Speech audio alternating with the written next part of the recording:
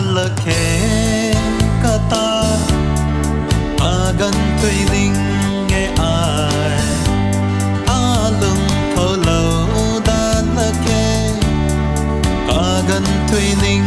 nghe ai cũng xin đi mua cây thuê mà ghé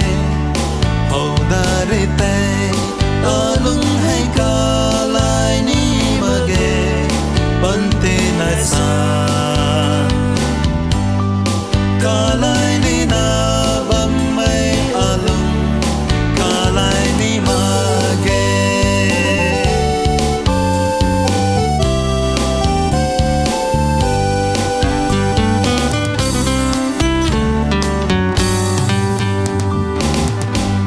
bông bấm mây muốn gọi lắc thâu khăn ni nai không nghe ninh là na phang giao đơn ni ta phang hậu we đồ rơi cả ta mua ngâm đi cho hậu đã rê tay lung hay cả lại ni mà ghé vẫn thế này xa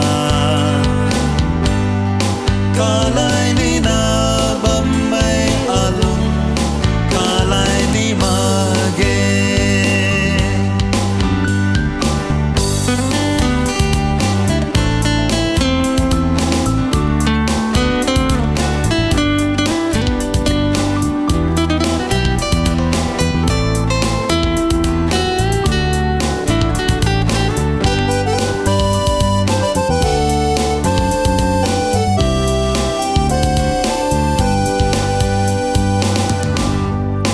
thật xin ni bấm khâu còn